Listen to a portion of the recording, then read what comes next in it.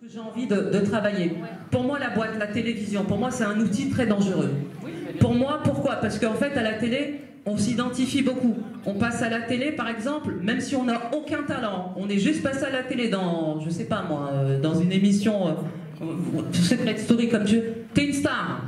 T'es passé à la télé, t'es une star. Moi, pour moi, ça c'est dangereux. Et le problème, moi j'ai étudié les chiffres. 95% c'est des blancs qui passent à la télé. Le reste du pourcentage, ce sont les non-blancs comme on dit, donc les Noirs et les Arabes et les Chinois. Alors les Chinois ils sont encore dans un... ils sont représentés à 3%. Nous je crois qu'on est à 11%. Ça veut dire que quand on est représenté à la télé, il y a 11% de Noirs et d'Arabes représentés à la télé. Est-ce que c'est le vrai monde? Ça veut dire que quand on regarde la télé, moi j'ai compté, hein, il peut y avoir 17 pubs, c'est que des blonds aux yeux bleus. Donc quand on regarde la télé, nous on le sait pas, mais ça tourne dans nos têtes. On voit que des blonds aux yeux bleus. J'abuse un peu, je caricature là. Mais je veux dire déjà rien que ça, pour moi c'est un truc où il faut modifier ça, parce que quand on regarde la télé et qu'on voit que des blonds aux yeux bleus par exemple, excusez-moi pour les blonds aux yeux bleus, hein. Non mais je le dis. Et en fait, quand on est représenté noir et arabe, on est représenté que dans des rôles soit de nounou, soit de gangster, soit de femmes de ménage, soit de sportifs, voilà, ou soit alors voilà, les footballeurs. Il n'y a que ça. Alors que, je sais pas moi, il y a des noirs avocats, il y a des noirs médecins, enfin je veux dire, il y a des arabes, enfin voilà, c'est ça que je veux dire. Et ça pour moi c'est un truc où on peut essayer, après je dis pas qu'on va, mais si on le signale si vous êtes deux à aller devant le CSA en disant là il y a un problème, il n'y aura pas de poids. Mais si vous êtes 500, croyez-moi qu'il y aura du poids. Et c'est ça le problème. Et c'est pour ça que nous, cette marche, on l'a faite, on était 500, et c'est pour ça que la mairie a bougé. Je sais très bien que c'est pas pour nos beaux yeux. C'est parce qu'on était 500 à dire stop à la violence. Et donc, comme disait madame, il marche par chiffre, par grandeur. Il n'y a que comme ça. Et c'est pour ça qu'on dit que nous, on essaye de faire ça. On essaye de mobiliser le plus grand nombre possible. Plus on sera entendu. C'est simple, c'est comme ça. Et la différence, elle est là. Mais je voudrais passer la parole à Saïdou, qui est très charmant et qui a peut-être quelque chose à dire. Et après, je vais laisser, justement, parce que vous êtes là, justement, nous, on aimerait que vous parliez devant ces mamans. On est là, on est toutes des mamans, des papas. Et donc, expliquez-nous un peu votre quotidien. Prends la parole, t'es beau gosse, t'inquiète. Allez, c'est doux. Oh, fais pas ton timide.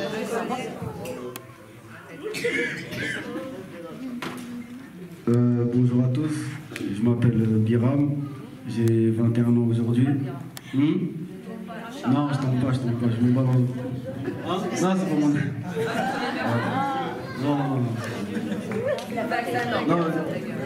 Non, depuis tout à l'heure, on est très attentif sur tout ce que vous dites. Franchement, on aurait pu beaucoup rebondir sur tout ce que vous dites. Moi, ce que je dirais, c'est que déjà, les conflits, ça commence comment? Ça commence parce que entre, je dirais, 13 et 17 ans, c'est un âge où on veut beaucoup se prouver. Ça veut dire au quartier, on veut montrer qu'on est là, on est des bonhommes, on se bagarre, on est là. Ouais. Et ouais, à partir d'un certain âge, je dirais à peu près 20 ans, 19, c'est là qu'on prend conscience que tout ça, ça sert à rien. Mais bon, après, il y a des choses qui ont été faites avant qu'on peut pas... Ouais, voilà, qu'on peut plus effacer. Pourquoi? Parce qu'il y a de la fierté, il y a un peu de tout. Ouais, voilà, c'est la réputation qui prime. Après, ce que je dirais, c'est que il n'y a pas assez de choses qui sont faites pour nous, je trouve. Après, c'est ce que je pense. Il n'y a pas assez de choses. Justement, vu que les gens se disent ouais, mais on leur dit d'arrêter, mais vas-y, c'est mort, ils vont pas arrêter, vas-y. Vu que les gens ils disent ça, justement, c'est ce qui fait que on se sent désœuvré, on se sent stigmatisé. On se dit que. Hein? Bah après, c'est. après, je dirais que c'est comme un... Non, ce que je dirais, c'est que comme un enfant, il a faim, tu vas lui dire t'as faim, il va pas vouloir manger, mais tu vas lui donner. Pourquoi? Parce que sinon il va... Mais il comprend pas qu'il a... Tu vois ce que je veux dire?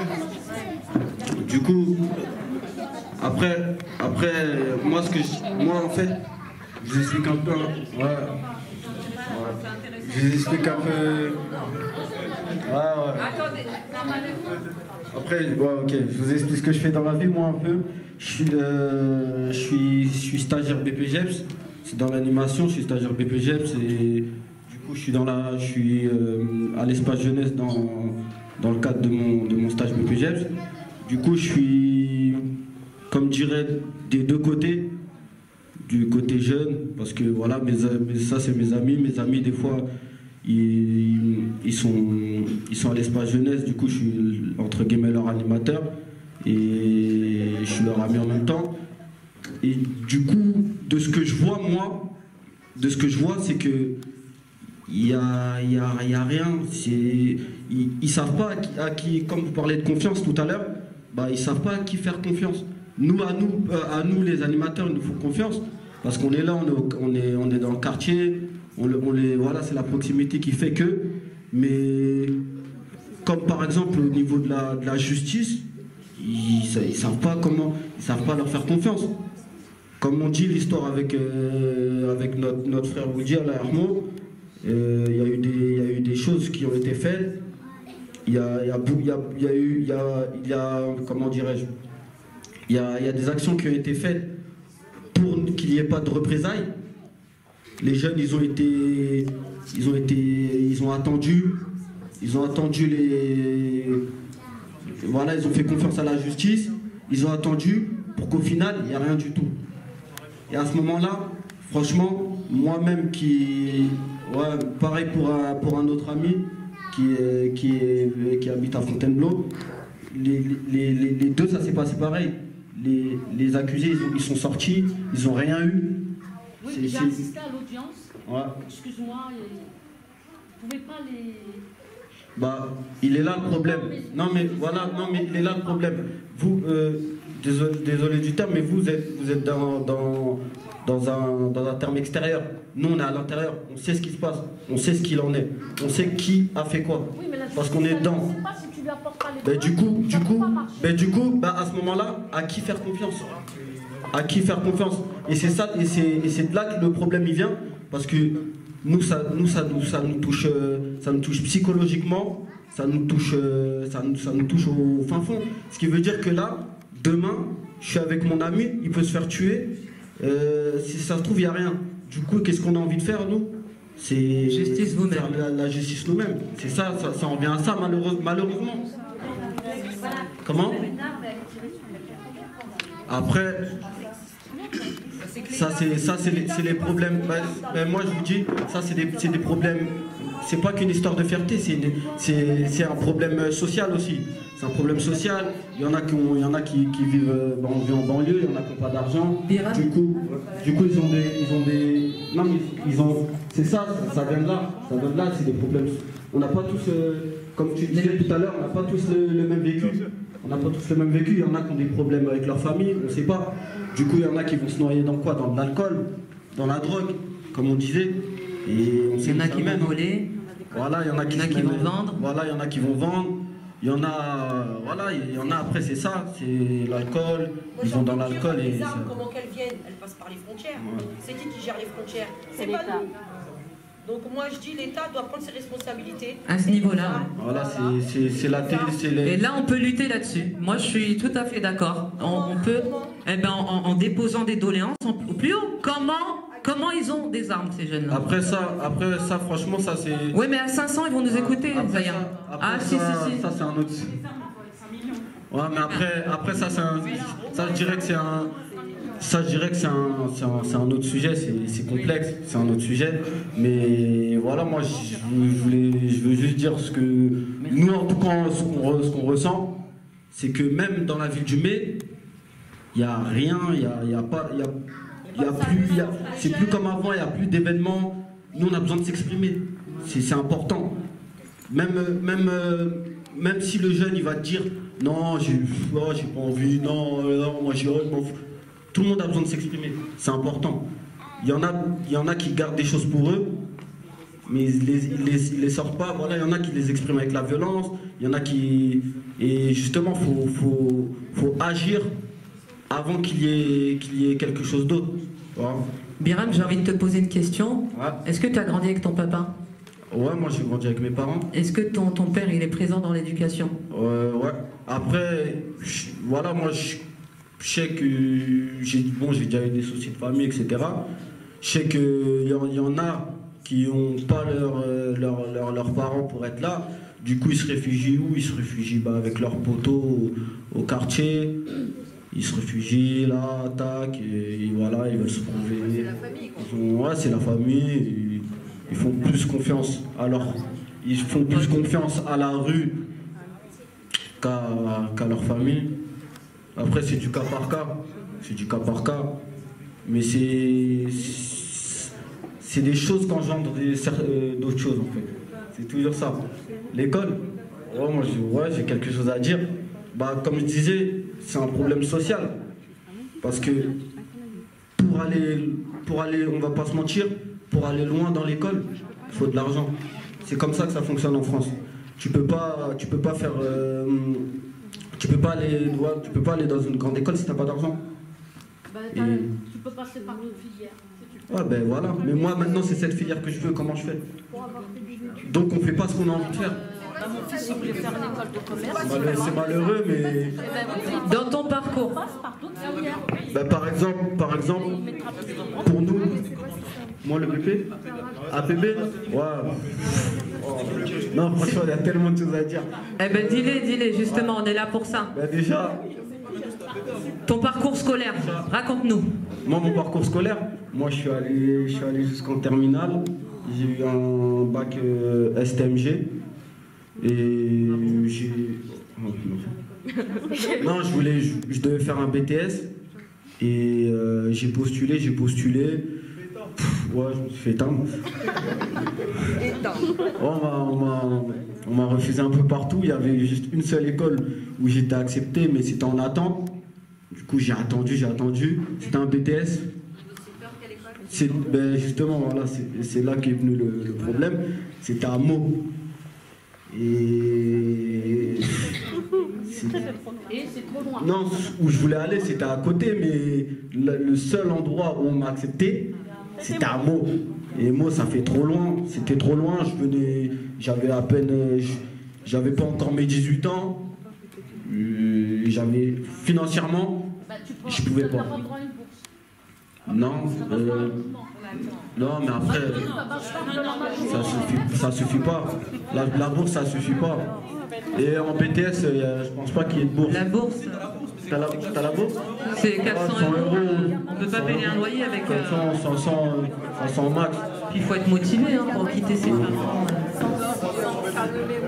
Ouais, faut se motiver. Ouais, du coup... Il va falloir apprendre à faire sans ça. Non, mais moi, après de ce moment-là, moi, j'ai mis en stand-by. Après, j'ai commencé un peu d'animation. J'ai vu que ça me plaisait. Et voilà, j'ai passé mon BAFA. Je l'ai fait. Après, là, je suis dans autre chose. Et tu voulais faire quoi à la base, BTS? Tu voulais faire quoi? Moi, je voulais être un peu dans le commerce. Tu voulais faire ça te plaisait? Ouais, ça me plaisait. Ouais. Et voilà, et aujourd'hui, tu fais pas le commerce? Non, aujourd'hui. T'as abandonné? Ouais, j'ai dû abandonner. Mais ça, c'est la plupart des jeunes, ils sont comme ça. Franchement, je vais parler très très sincèrement. Je sais pas pourquoi. En tout cas, même je pense que aussi pense pareil. On nous a jamais dit qu'on était capable de le faire. Et voilà. Et nous, on joue sur la valorisation. C'est très important ce qu'il dit. Franchement, même la plupart de jeunes que je vois, ils se sentent incapables de faire des choses. Ouais, on se dit c'est pas. On se dit on n'est pas capable. On se dit on va pas y arriver. On part directement dans cette optique. Pourquoi? parce qu'on est stigmatisé. Nous, moi, perso, cette image, ben, je l'ai reçue par rapport à un peu de tout, hein, de ce que je vois à la télé, de partout. C'est comme ça. Bien sûr que si, mais après, bah oui, ça suffit pas, c'est pas des. Ouais, non, ça suffit pas. Nous, comme on dit, à cet âge-là, t'es dans ta bulle. À cet âge, à mon âge là. Tes parents te disent vas-y, fonce, fais ton BTS, vas-y, travaille en été, vas-y, tu veux te... Non, mais... Je sais pas, moi, tu prends une chambre universitaire, je sais pas. Non, c'est pas si facile ça vient pas comme ça après, madame. Ah, ça vient pas comme ça. C'est facile. Ouais. Moi, ce que je veux dire. Mais si c'est pour vous, vous avez votre place comme tout le monde. Ouais, ben oui, mais on peut le dire comme ça. Mais après, il y a la réalité des choses. Non, la réalité, c'est pas ça. Moi, je l'ai vécu, moi. J'étais en terminale, j'avais un bon dossier. J'ai postulé dans plein de. Enfin, j'ai fait plusieurs BTS. J'ai demandé plusieurs BTS. Sur les 10 premiers, il n'y en a aucun qui était accepté. J'ai été accepté au plus pété, c'était là, ici à Melun. Et ben, il y a un problème ici, dans cette région-là. Ouais, non, je pense que c'est partout, moi. Après, du coup, moi, j'ai fait quoi? J'ai quand même fait le BTS. Il me plaisait pas, je l'ai continué, j'ai fini l'année. L'année d'après, j'ai encore refait des demandes. Et pareil, hein, tous mes premiers vœux, ils ont été refusés alors que j'avais un bon dossier. Le dernier, c'était l'université d'Evry. Je suis arrivé là-bas, j'ai fait mes 3 ans, j'ai fait une licence. Je l'ai eu avec mention. Mais au final, quand j'ai postulé pour les masters, il faut aller à une entreprise. J'ai cherché partout, j'ai pas trouvé. D'autres élèves de ma classe, eux, ils avaient des contacts, ils avaient des réseaux, ils avaient de l'argent, ils ont trouvé facilement, alors qu'ils étaient pas bons, ils avaient à peine la moyenne. Moi, j'ai eu ma licence avec 14 ans. Et au final, là, je me retrouve, j'ai plus de master, j'ai rien du tout. De base, c'était en ressources humaines, mais finalement, heureusement, je l'ai pas fait, ça. J'ai fait ça, enfin, c'était le seul truc qui était possible à faire à l'université d'Evry. Les autres masters, c'était pas possible. Et du coup, là, maintenant, je vais attendre, hein. Je vais postuler l'année prochaine, on verra. Pour l'instant, il y a... Ouais, et ce que je voulais dire aussi, et justement, je voulais rebondir à ce qu'il disait, ce que je veux dire aussi, c'est que dès qu'on va dans ce genre d'encadrement, on nous fait voir qu'on n'est pas à notre place. On nous fait voir qu'on n'est pas à notre place. Hier, comme par hasard, je crois que c'était à 2 jours, je parlais avec un ami à moi qui était aussi à la fac, et il me disait qu'à un moment, il est parti en cours, c'était la rentrée, et il est rentré avec un autre ami de lui de Montreux, et dès qu'il est rentré, le professeur il l'a regardé de haut en bas en mode qu'est-ce que tu fais là? Moi-même, il y a un prof qui m'a dit ça, et enfin on était 3, et nous 3 en plus on était originaires du Maine. Il nous a dit vous, je sais pas comment vous êtes arrivés jusqu'ici en 3e année, je sais pas comment vous êtes arrivés jusqu'ici, mais c'est plus les mêmes années qu'avant, là c'est pas de la rigolade, on verra. Et au final on a fini dans les 10 premiers de la classe quoi. Non, mais c'est très violent. Le pire c'est que c'était un arabe comme nous. Le pire c'est même pas que c'était un arabe comme nous, mais je sais pas, en gros il nous a jugé comment on était habillés, il nous a dit vous, je sais pas comment vous êtes arrivés ici.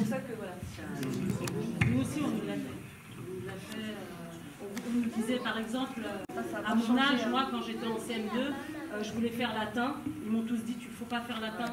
Pourquoi, monsieur, vous allez mettre votre fille au latin? Le latin, c'est une langue morte. Quand je suis arrivée au collège, tous les enfants de médecins et les enfants de profs, ils faisaient latin. Et là, je me suis dit, pourquoi, si c'est une langue morte, pourquoi eux, ils font latin? Et nous, on a dit à mon père de ne pas faire latin. Et nous, après, on a compris les codes. On les a donnés à nos frères et sœurs. Moi, mon frère, quand il est rentré au collège, je lui ai dit, tu fais latin. On va dire, ça ne sert à rien, latin. Mais tu fais latin. Et on a un rôle en tant que maman, si nous on a un rôle en tant que maman et en tant que femme, c'est de prouver qu'on n'est pas ce qu'on nous montre de nous. On n'est pas ce qu'on voudrait qu'on soit. Et ça c'est un truc, ils nous ont toujours donné une image, une étiquette, ils nous ont toujours dit voilà qui vous êtes. Vous allez être des ouvriers. Moi mon père à un moment, mes parents, ils ne connaissaient pas les codes, ils avaient confiance en les codes. Ils disaient pourquoi tu ne travailles pas? Mais moi j'ai travaillé. Mais ils n'avaient pas les codes, nous ils ne connaissaient pas de nous. Et au bout d'un moment, mes parents, ils ont mis 10 ans de connaissance du système scolaire à partir du collège pour comprendre qu'au début, mon père il disait en fait, de nos enfants, ils en font une fabrique à ouvriers. Ça c'était à une époque. Maintenant, ils font une fabrique à chômage. À échec. Une fabrique à chômage. Mais moi, un jour, on m'a dit, mais j'ai dit, moi, je vais reprendre mes études. Moi, je veux reprendre mes études. On m'a dit, mais madame, pourquoi vous n'allez pas travailler? Pourquoi vous n'allez pas travailler? Pourquoi vous allez faire des études? Allez travailler. J'ai dit, non, mais il n'y a pas de travail qui est ouvert. Mais si, il y a du travail. Pourquoi vous n'allez pas nettoyer les cuves à la SAM? Il y a des femmes qui vont les nettoyer, les cuves à la SAM. Pourquoi vous n'y allez pas? J'ai dit, non, moi, je veux travailler. Elle m'a dit, si vous voulez toucher le RSA, c'est vous allez faire nettoyer les cuves à la salle. Votre projet professionnel, on en a rien à foutre. Ben, j'ai dit, moi, j'en veux pas. Je suis restée comme ça, sans ressources, sans rien. Je me suis débrouillée. J'avais pourtant des enfants. Mais j'ai dit, bon, par fierté, j'ai dit non. J'ai repris mes études, j'ai passé mon concours, je suis devenue professeur des écoles. Et maintenant, ce que je me dis, c'est qu'il faut absolument qu'on investisse tous ces métiers-là, parce qu'on n'est pas représenté dans ces métiers. Là où je vis à Surville, j'habite à Surville. À Surville, ça fait déjà... Ma mère, elle est arrivée dans les années 60 à Surville. Il n'y a même pas un directeur d'école qui vient de l'immigration. Toutes les équipes pédagogiques, elles ne connaissent pas les enfants. Elles ne nous connaissent pas. Dans les collèges, les profs, ils ne connaissent pas les jeunes qu'ils ont. Moi, un jour, mon fils, en 6e, elle lui a dit, oui, tu vas mal finir, tu vas aller en prison. Elle le regardait, il avait 11 ans. Elle le regardait comme si elle regardait un assassin criminel. Dans les yeux, elle avait peur de lui. La peur alors qu'il avait 11 ans. Parce qu'en fait, ils ne nous connaissent pas. Et c'est pour ça qu'au bout d'un moment, moi je me dis, ceux qui n'ont pas réussi à faire les métiers qu'ils voulaient, mais qu'ils ont les compétences et qu'ils ont envie de faire quelque chose, faites prof. Il faut renverser la situation aussi, c'est-à-dire que... On veut des profs qui nous ressemblent à l'école. Personnellement, ils ne veulent pas nous voir là. Ils veulent juste... Parce qu'au concours, tu vois ça par exemple, les concours. Les concours, il n'y a pas le choix. Mon frère, par exemple, il a fait un concours. Il n'y a pas de choix. Pour être prof, il est prof. Mais lui-même, là, aujourd'hui, il n'est pas prof fixe. En fait, là, il m'a dit, c'était deux. Oui, lui et un parce français. qu'il faut du temps, ça dépend. Parce qu'on doit mettre 2 fois plus de chance avec les GEPS. Il faut comprendre ça. Oui, mais lui, il voulait justement, il voulait être dans un quartier chaud un peu. Voilà. Non, mais ça, c'est le début. Après, il fait des points. Mais même pas, parce qu'il m'a dit que là, l'année prochaine, il y a moins qui se... Attendez, parlez avec les micros, parce qu'en fait, il y a du monde au loin et en fait, ils n'entendent pas. Alors, le mieux, c'est que tu parles dans le micro. Parce que, en fait. Ouais, mon frère justement voilà, il fait prof et du coup apparemment ils veulent sauter je sais pas combien de fonctionnaires et du coup il m'a dit peut-être qu'il va y passer lui aussi. Bah, s'il est contractuel, il faut passer des concours. Si vous avez... Non, il a le concours, il a passé son CAPES, il l'a eu justement, mais là il a pas encore une classe fixe. Il est remplaçant. Ouais, voilà, c'est ça, ouais, il est remplaçant. On l'envoie un peu n'importe où. Voilà, alors il a eu son concours, il a tout eu, et lui-même il a passé en même temps qu'un autre ami de sa classe qui était, voilà, c'était un français, lui ils l'ont mis directement, lui il attend, il galère quoi. Et lui-même il m'a dit, hein, même ses profs, il lui disait, en gros, toi tu vas galérer, tu pourras pas être comme les autres. Et au final, parce qu'il est arabe. Ouais, c'est ça. On a réussi à nous coller une étiquette. Il est en France quand même. Il est en France. Il est français avant d'être arabe. Il ne faut pas on n'a pas tous les mêmes choses. C'est ça qui voit mal. Moi je l'ai vu, moi là quand j'essaie de postuler là, j'ai commencé à postuler pour les masters en alternance, j'ai commencé à postuler en janvier, de janvier jusqu'à août. J'ai eu un seul entretien.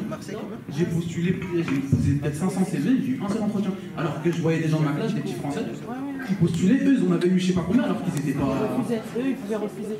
Voilà, c'est ça, carrément, il y en a, ils disent ah non, lui en fait j'ai eu plusieurs trucs, j'ai eu plusieurs propositions, tu penses que je vais accepter celui-là. Moi j'avais même pas la chance de dire ça. Je disais, moi il y en a un qui me prend, je vais y aller. Et au final, c'est.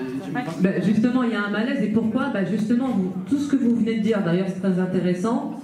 Et pourquoi vous ne créez pas un collectif entre vous pour justement ça va faire quoi? Ça peut changer les choses. Ah ben si. Mais parce que vous avez encore rien fait. Mais pourquoi est-ce que vous ne mettez pas des choses en place? Mais nous on va faire quoi? On va parler entre nous, on va discuter, on va regarder nos problèmes et ça va monter jusqu'à où? Il y a qui va nous aider? Faire des actions, C'est quoi ton action par exemple, remobiliser les mamans par exemple issues d'immigration qu'on école par exemple en français, qui ne maîtrisent pas le français. Vous pouvez très bien investir les écoles dans les temps d'échange parents-prof. Souvent les mamans ne vont pas là-bas, pourquoi? Parce qu'elles ont honte, elles ne comprennent pas, elles se sentent exclues. Et le fait d'avoir des jeunes qui ont été à l'école, qui ont une capacité de retraduire ou de demander justement aux instances de parler plus lentement, de s'adapter, de voir que les mamans sont à l'école et s'intéressent à la scolarité de leurs enfants, c'est important. C'est-à-dire qu'aujourd'hui, il y a beaucoup d'enfants, moi je suis parent d'élèves, j'ai un garçon de 13 ans qui est scolarisé dans un collège, j'ai été parent d'élèves et j'ai assisté au conseil de discipline, mais les mamans quand elles sont convoquées avant le conseil, elles ne viennent pas par peur, parce qu'elles ont du mal à s'exprimer, elles ne comprennent pas bien, ou juste le fait de se sentir exclues, elles s'excluent encore plus. Donc il faut réinvestir ces lieux, et il faut que le gamin qui est à l'école, il sache que ses parents sont derrière lui. Parce qu'un gamin qui est en échec, ça commence par là, c'est-à-dire qu'il est exclu pour multiples raisons à l'école, mais si en plus les parents ne se donnent pas ce rôle-là d'accompagner l'enfant, ne serait-ce qu'en étant présent, c'est-à-dire qu'un enfant, c'est important pour lui de savoir que sa mère ou son père vient au conseil de classe, rencontre les profs, le défend, le gronde quand il faut le gronder, mais en tout cas prend position et s'affirme.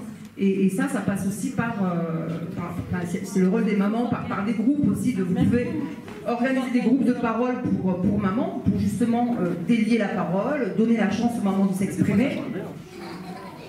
Ouais, mais j'ai envie de te dire... Mais au niveau de l'école... Je peux te dire que ça prend du temps, mais ça commence à changer.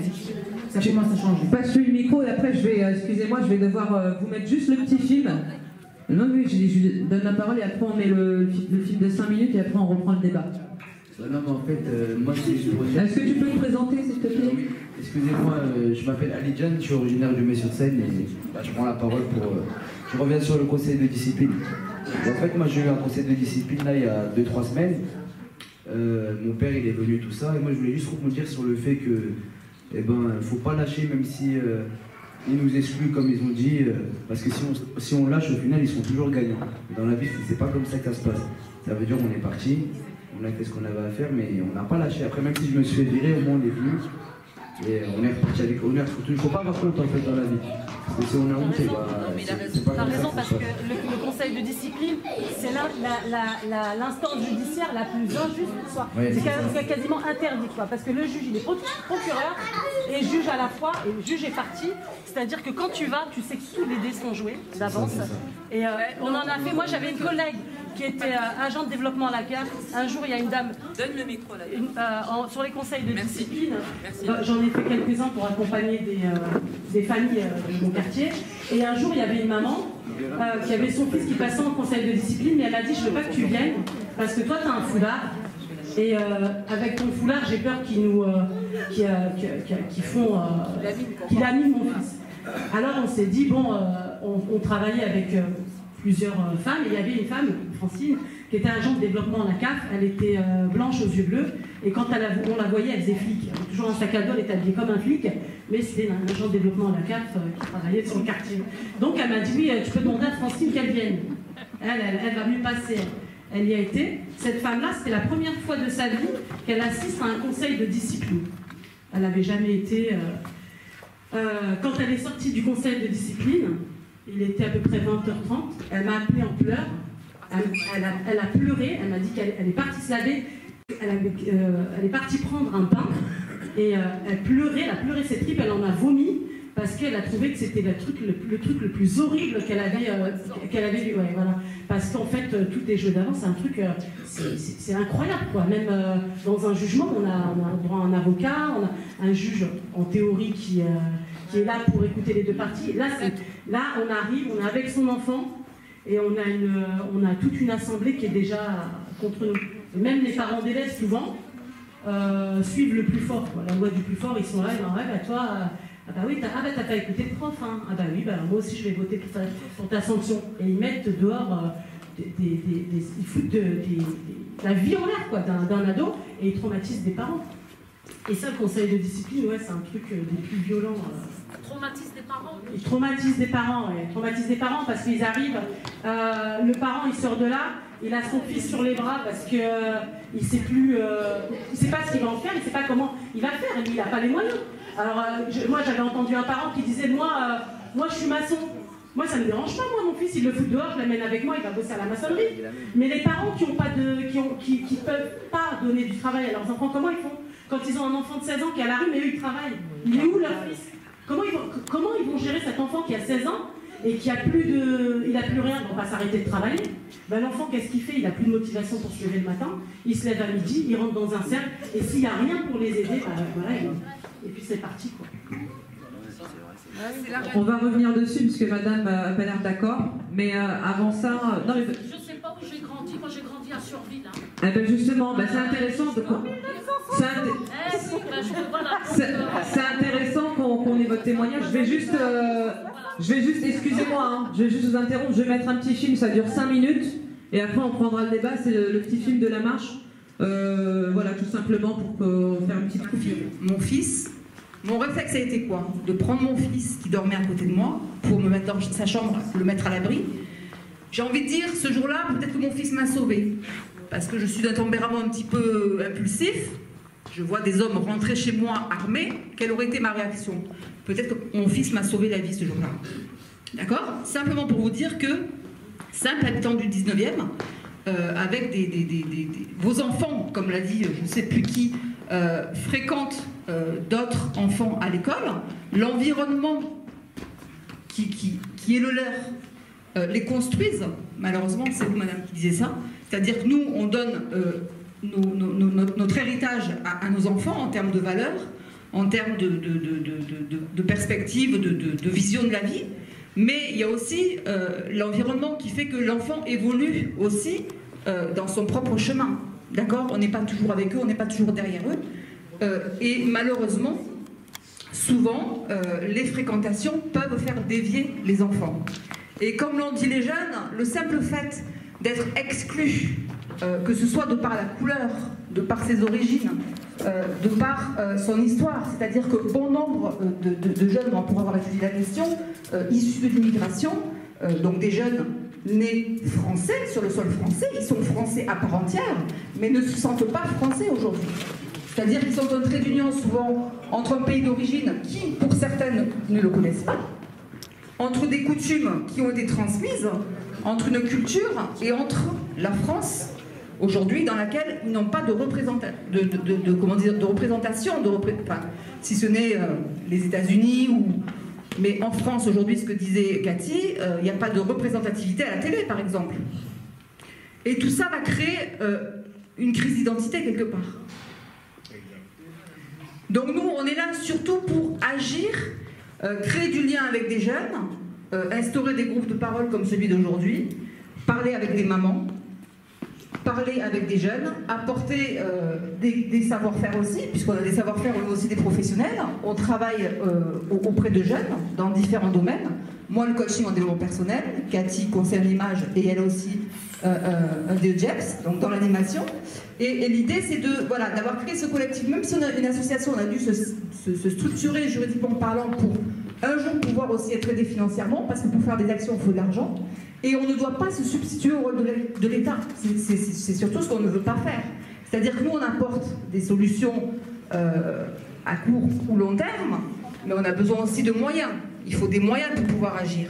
Mais il ne faut pas attendre après l'État pour faire ce que vous avez envie de faire. Que ce soit les jeunes, que ce soit les mamans, chacun a un potentiel, a un talent, a des idées, et c'est justement arriver à vous structurer ensemble pour proposer, pour essayer, parce qu'on peut essayer et puis ça ne fonctionne pas. Et voilà. Donc c'était l'objectif de la journée, c'était de transmettre aussi des billes sur la constitution de l'association pour que Zaya puisse de son côté mobiliser des gens du Mai et voir de Melun avec qui il y a des problèmes pour justement essayer de créer quelque chose. Voilà, monsieur. Félicitations, félicitations. Dans la mesure, j'ai rien compris, j'avais rien compris. Là, je suis en ligne. Et continuez. Vraiment, je vous félicite. Si ça a été fait avant. Merci. Si ça a été fait avant, peut-être qu'on aurait sauvé d'autres actions qui devaient se passer. Mais rien n'est tard. Il faut continuer. Il faut continuer de lutter. Et j'ai compris ce que vous avez, votre appel. Je suis très satisfait. Je suis content. Il faut continuer. Merci, oui. Merci. Oui, ensemble, oui.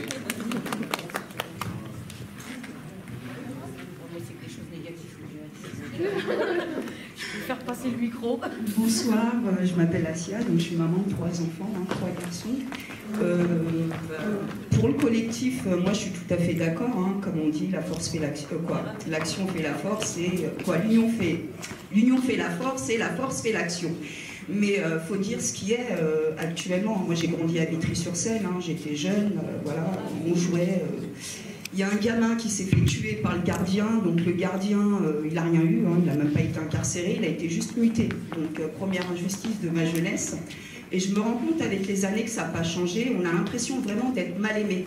On a l'impression qu'on vit dans des prisons fermées. En fait, on nous met dans des HLM, entre nous, on vous met une annexe de ci, une annexe de ça, et comme ça, on ne se mélange pas aux autres. Et c'est pour ça qu'aujourd'hui, on a nos codes. Quand on va se présenter à un entretien, voilà, on est des banlieusards, parce qu'on a notre accent de banlieusard. Donc après, c'est pas qu'on ne sait pas s'exprimer, c'est qu'on a appris à s'exprimer de cette façon-là. Et ça ne veut pas dire qu'on est plus mauvais, parce que nos enfants, quand on regarde l'éducation qu'on leur a ramenée, ils sont quand même polis avec nous. Ils ne nous maltraitent pas. Quand on les, voilà, on peut leur mettre la PC, c'est pas eux qui vont répliquer. Je veux dire, de là, nos enfants sont bien élevés. C'est le système qu'il faut refaire. Aujourd'hui, vous allez taper à n'importe quelle porte. Ils sont en sous-effectif, ils n'ont plus les moyens, ils n'ont aucun moyen, on va dire, aujourd'hui. Vous allez en classe, je ne sais pas, moi, quand j'étais gamine, on était une vingtaine dans une classe. Aujourd'hui, ils sont une trentaine. Ils sont en sous-effectif, donc il n'y a plus de moyens. Aujourd'hui, le gouvernement, les moyens où il les donne, quoi, les économies, je veux dire, ils vont les faire sur les plus pauvres. Nous, ils vont nous retirer déjà ce qu'on n'a pas. Mais en attendant, eux, ils s'enrichissent. Quand on voit les sénateurs qui ne sont même pas présents au Sénat et qui touchent des 5 000 € par mois, je suis désolée. Quand une mère de famille se lève le matin pour aller travailler, qu'elle rentre chez elle à 20 h et qu'on vient lui dire que son fils a été en garde à vue, je suis désolée, elle est dépassée et c'est vraiment pas de sa faute. Elle met tout en, voilà, elle met tout en elle pour que ces enfants manquent de rien. Maintenant, on a affaire à une société où les gamins, ben, ils vont aller voler. Pourquoi? Pour s'habiller avec de la marque. On ne sait pas ce qu'ils font, hein, ces gens-là, parce qu'il faudrait plutôt apprendre à nos enfants ce que leur marque, là, ce qu'ils vont voler, ce qu'ils vont faire pour aller acheter ces vêtements-là. Qu'est-ce qu'ils font avec cet argent-là? C'est ça qu'il faut leur expliquer, parce qu'ils sont matrixés, nos enfants. Ils vivent dans un autre monde, ils ont plus ces valeurs. Quand on regarde la télé, qu'ils abrutissent nos gamins, où leur vocabulaire il est pauvre, quand vous lisez les livres, où c'est que de la merde, excusez-moi, hein, mais je suis désolée, nos enfants, voilà, ils ne peuvent pas se construire avec ça. Donc les moyens, en fait, quand on voit les gilets jaunes, je ne sais pas, je vais en parler, mais il y a un mouvement qui se crée, ils sont vraiment, quand vous parliez qu'il fallait être nombreux, il n'y en a pas beaucoup, et puis quand on voit où ils terminent, je suis désolée, ça ne donne pas envie aux gens voilà, de s'associer et de créer un collectif où ils vont être impuissants. Alors pour faire quelque chose, je veux dire, il ne faut pas être des centaines, il ne faut pas être des milliers, il faut quand même être des millions, quoi. Ben, on voit quand il y a des rassemblements ou des manifestations où on voit que la police est contre les manifestants, déjà on voit qu'on ne peut même plus manifester, on ne peut même plus s'exprimer. Je veux dire, voilà, la démocratie, elle est où? Donc après, aller faire comprendre ça à nos enfants.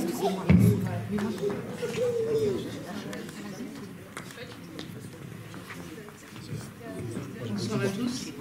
Je m'appelle Annick, je travaille dans le milieu associatif. Donc je travaille dans le 19e, dans le 91, dans le 93, donc pour plusieurs associations. Je voulais revenir sur plusieurs points. C'est dommage que les jeunes soient partis. Déjà... Non, mais c'est pas grave. Viens, venez. Du coup, il y a pour moi plusieurs problématiques. Non, je ne vais pas vous attaquer, hein, mais juste au niveau de... Vous parlez de l'aspect politique. Le seul moyen d'avoir un poids, c'est déjà de voter. Tant qu'on ne vote pas, tant qu'il n'y a pas, enfin, qu'ils ne voient pas qu'il y a un groupe de personnes, clairement, ils n'ont rien à faire. L'argent, ils en font ce qu'ils veulent, ils le mettent dans l'urbanisme, ils le mettent dans ce qu'ils veulent. Quand il arrive, on vote pour n'importe qui. Oui, il n'y a pas de souci. Sauf qu'au bout d'un moment... D'accord, ok, il n'y a pas de problème.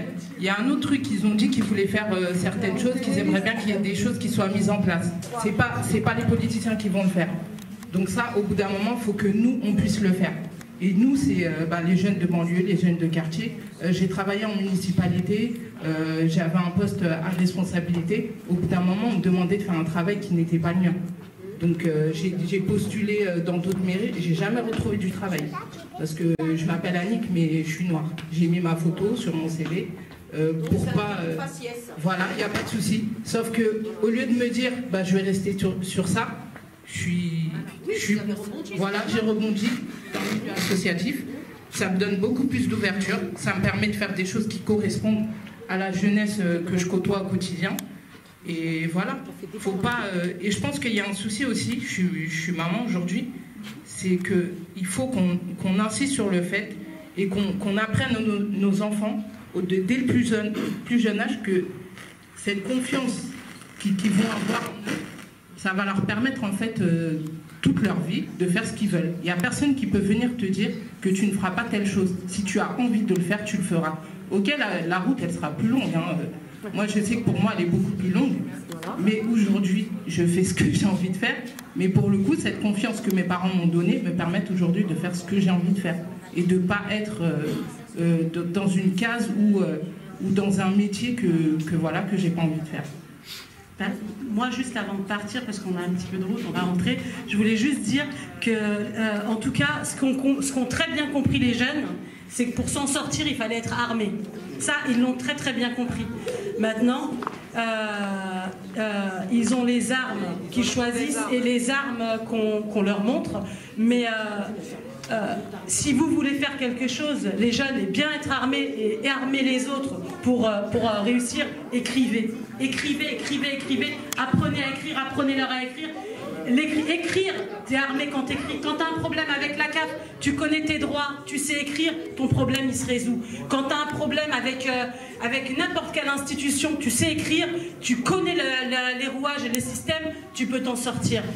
L'écriture, c'est une vraie arme. Quand on sait écrire, on est armé contre ce système qui a le pouvoir, qui a toutes les... qui détient les clés et qui ne veut pas nous le donner, les clés. Mais écrivez, développez des langages, dessinez. Ceux qui ne savent pas écrire, dessinez. C'est des langages, développez les langages. Il n'y a pas besoin de grand-chose, un stylo, un papier, on fait un atelier d'écriture,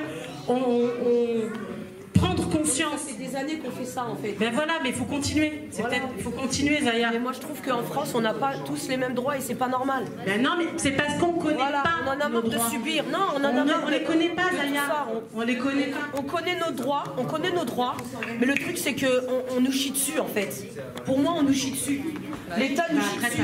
T'as la puissance. Non, moi je suis désolée. Là, toi tu vas mettre tout en œuvre pour que tes enfants soient bien élevés. Et on va te le détruire en 2 secondes. Ça c'est sûr, voilà. Sûr, mais il faut avancer, il faut penser positif. Tu penses pas normal, on est à se battre, on est en France, on est français, on devrait avoir les mêmes droits partout. C'est pas le cas. Mais tu vois, j'ai juste envie parce que t'as un peu d'argent, t'es mieux placé. Ouais, mais quelqu'un qu'on fasse avec. Faut qu'on fasse avec, on n'a pas le choix, ou même plutôt qu'on fasse. Non, moi je dis si, non, il faut se révolutionner. Pourquoi ça après la révolution, ouais, bah vas-y, on y va. Hein. Bah voilà. Mais tout le monde n'est pas prêt. Bah voilà. Tout le monde. De toute façon, en ce moment, je vais dire un truc, ça parle de guerre civile. Moi, je suis d'accord. Parce qu'aujourd'hui, c'était plus de 40 ans qu'on vit en banlieue. Moi, j'en ai 5 ans. Et aujourd'hui, il n'y a rien qu'à avancer pour moi. T'aimes bien l'unité quand même. Je suis bien où je suis parce que moi, j'aime bien la diversité. Mais quoi qu'il arrive, on n'avance pas. On n'avance pas. Donc, il faut faire quelque chose. Et ça va être une guerre civile à la fin. Et j'en suis sûre et certaine. Ça va être une guerre civile parce qu'il y en a marre de tout ça. Pourquoi toujours nous on doit se battre 2 fois plus, 3 fois plus que les autres? C'est pas normal. Voilà, la France on n'est pas entendu, on n'est pas écouté, on est de la banlieue, on est de la merde. Voilà, moi je suis désolée, c'est comme ça que je vois les choses. Comme ça, mais nous on ne doit pas l'intégrer, on n'est pas de la merde. On doit pas vas-y, dis-moi quand est-ce qu'on n'est pas de la merde alors? Si on n'est pas à l'identité d'un blanc, et ben pour moi. Quand on est instruit.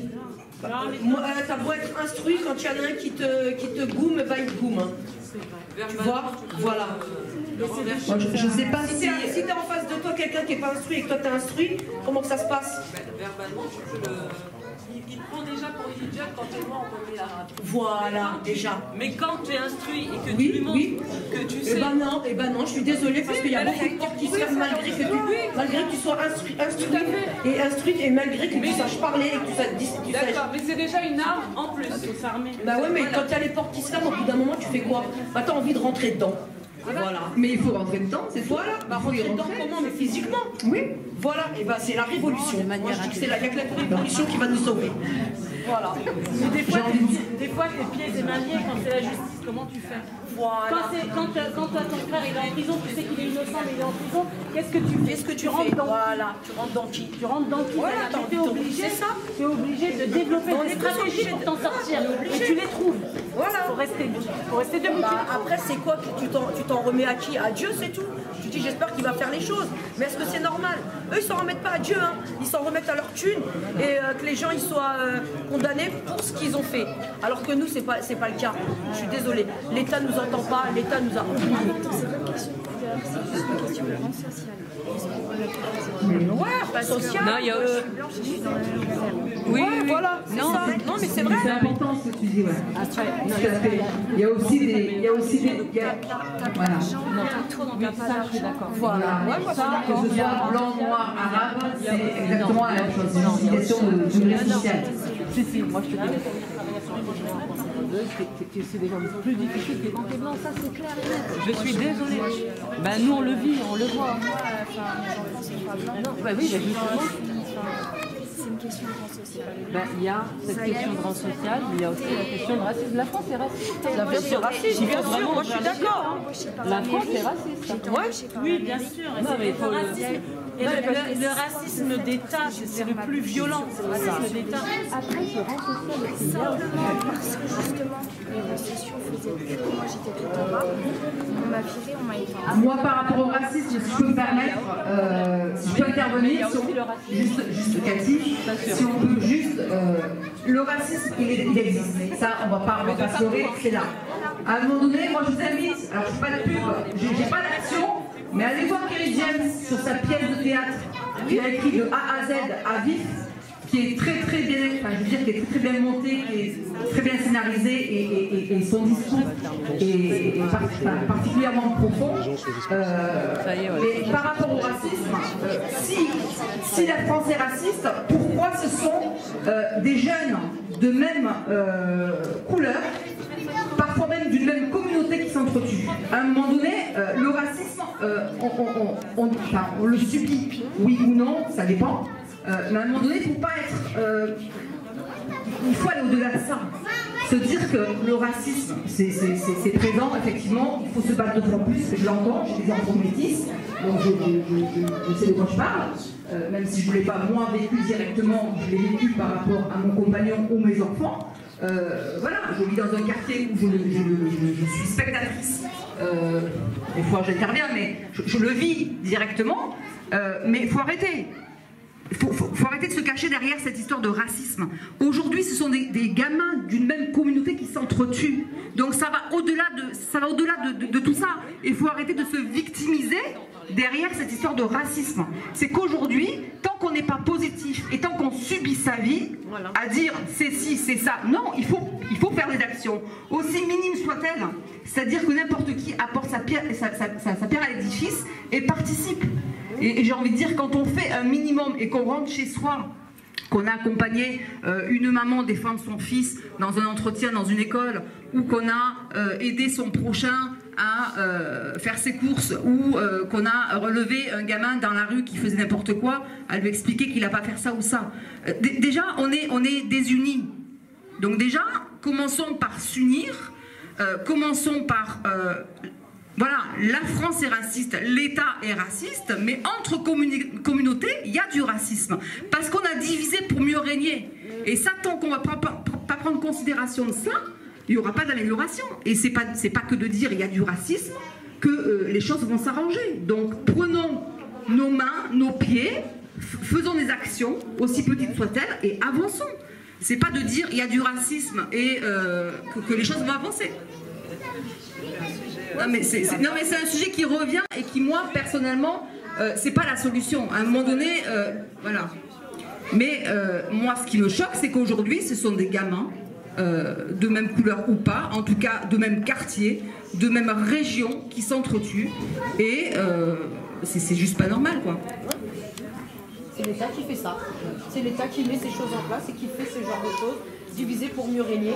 Et c'est ce qui se passe. Et malheureusement, les gilets jaunes, entre autres, dans leur combat, moi je trouve qu'on peut les rejoindre aussi. Ah oui. Parce que quelque part, on ne se sent pas à notre place ici. On se sent plat. Alors que moi je suis née en France, hein, j'ai 50 ans, je suis née en France. Je me considère pas comme une Française.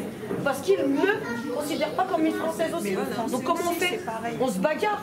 Non mais même français aussi. Non, mais même moi je suis française. Pareil, je pense que... Moi je suis française, j'ai la peau peut-être un peu plus... Mais voilà, tu vois. Je suis plus voilà. Mais le truc c'est que non, on n'est pas entendu, on n'est pas écouté. Qu'est-ce que tu vas te battre contre quoi en fait? C'est eux qui font les lois, c'est eux qui font tout ça. Donc on se bat contre qui? Contre des murs en fait. C'est le pot de terre contre le pot de fer. Non mais il faut s'organiser. Mais même, moi franchement il y a longtemps, il n'y a pas si longtemps que j'ai baissé les bras après le jugement de mon fils. Hein. Alors que j'étais pas dans cette dynamique là. Mais franchement quand j'ai vu ça en face de moi, j'ai dit non, il y a un truc de ouf, il y a un truc, c'est pas normal, on n'est pas en France.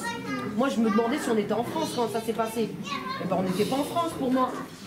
Franchement à la limite je préfère être au bled en sachant quelle politique il y a et qu'en France il y a des droits soi-disant mais que c'est pas pour tout le monde. Liberté, égalité, voilà, liberté, égalité, fraternité, c'est pas pour nous. Ah mais on le sait que c'est pas pour nous. Mais après si on s'unit entre nous, on va se combattre contre qui? Contre l'État? L'État, ils en ont rien à faire de nous. Regarde à la télévision tout ce qui se passe. Le mec il s'est fait éborgner. Il se bagarre contre qui? Contre des murs. Parce qu'à la fin, celui qui ouvre trop sa bouche et qui va dire ouais c'est l'État, à la fin il se retrouve en prison. Le mec qui a défendu une dame là, qui a boxé le policier, il se retrouve où? Merci, en prison. Donc, nous, à quoi ça sert qu'on ouvre notre bouche? À quoi ça sert qu'on combatte? Eh ben, si on s'organise et que par exemple, je sais pas moi, si justement on va pas voter, il n'y a personne qui va voter. Ben, c'est ce qui s'est passé. Ben, voilà, moi je vais dire un truc, je voterai plus. Ben, voilà. Non mais il faut que tout le monde... Je voterai plus jamais. Tu vois, si on le fait... Il faudrait que 10 personnes votent. Et les jeunes sont dans l'optique de plus voter. Non mais est-ce que ça a changé quelque chose? Non mais parce que c'est pas tout le monde qui s'est mis, mais si, imagine toute la ville ne vote pas, ils font comment? Voilà. Moi, il faudrait que tout le rien. monde ne vote pas. C'est ça que je veux dire. On peut s'organiser, on peut trouver des... à être plutôt dans cette optique, au lieu de leur dire allez voter. On n'y croit plus. Donc, comme Nurkan a dit tout à l'heure. Allez voter. On organise ça pour l'année prochaine. Moi, je peux te dire qu'ils sont dans la merde. Voilà. C'est ça le problème. Voilà, c'est comme ça que je dis quand il faut s'organiser. C'est pas des trucs, mais faire des trucs qui va les toucher. Franchement, qui nous pose des 49.3. Comment vous voulez qu'on se batte après? Comment ça, des 49.3? Les 49.3, les lois là qui sont passées, ils font ce qu'ils veulent. Ah oui, vous connaissez pas.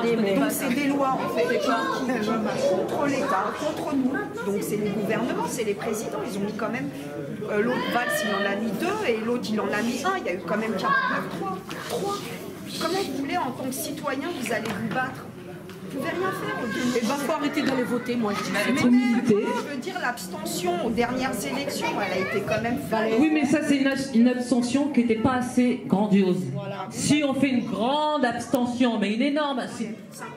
Oui, mais même, encore plus. Eh ben moi, 100%, on vote plus. Qu'est-ce qui se passe? Voilà, qu'est-ce qui se passe? Si on vote plus, qu'est-ce qui se passe? Voilà. Moi, c'est plutôt le sens que j'aimerais aller, moi. Ben moi aussi. Voilà. Moi, il n'y a aucun problème. Alors, mais moi, je vais le faire, l'autre va dire oui, il va pas le faire. Voilà, c'est ça le problème. Ils ne croient même plus à la justice, ils ne croient plus en rien. De toute façon, ils savent très bien comment ça se passe. C'est ce qu'il a dit tout à l'heure, Biram. Hein. Mais oui, voilà, il a raison, il est là.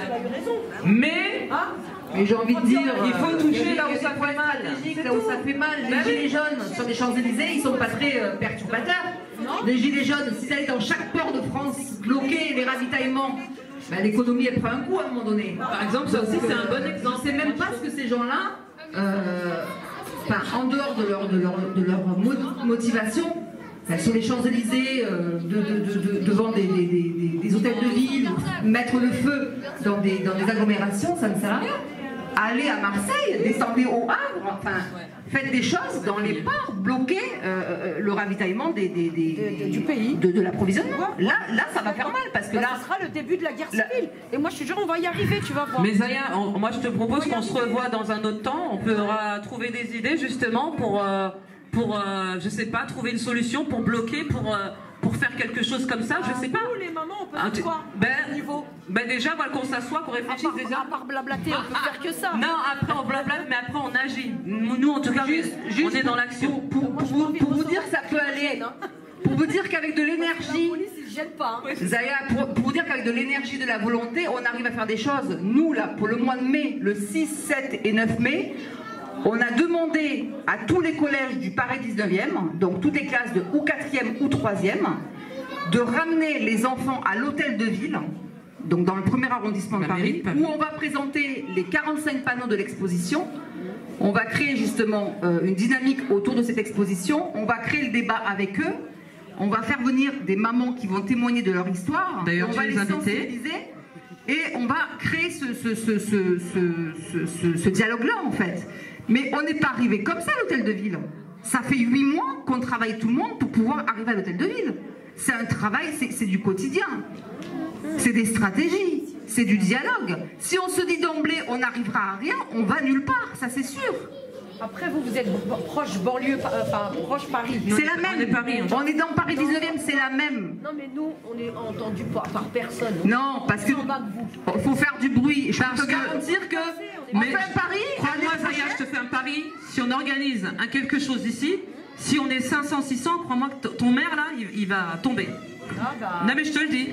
Non mais moi je le dis, moi je vous le dis, c'est parce que vous n'êtes pas organisé, parce qu'il faut être 500, 600, 1000. S'il y a 1000 mamans devant la mairie en train de dire machin, machin, crois-moi que ton maire il sera obligé de vous recevoir. Et c'est ça qu'il faut comprendre. Il y a que... Ah ben si, ça fera bouger. Ben, moi je lance un pari. Tu sais pourquoi il bougera? Parce qu'il pense à son poste. Il se dit oulala, il y a 1000 voix là. Lui il voit pas 1000 mamans, il voit 1000 voix. Il se dit, oulala, il y a 1000 voix pour moi pour l'année prochaine. Oh mon Dieu, j'ai intérêt à les écouter. C'est comme ça qu'ils pensent. C'est leur logique, leur fonctionnement. Et tant que... Non, mais en Dieu, je vais remercier tout le monde parce qu'on va clôturer, puisque nous aussi, il faut qu'on rentre à Paris. Je vais remercier, on peut les applaudir les jeunes aussi, parce que vraiment, merci d'avoir pris la parole. Maman, on applaudit Zaya pour ces événements. Tout le monde, merci beaucoup. Merci de nous avoir invités. Et puis de toute façon, on va essayer de se revoir, de revenir, il n'y a aucun problème. Merci à tout le monde, vous êtes super et à bientôt. Merci beaucoup. Et puis croyez en vous surtout. Merci.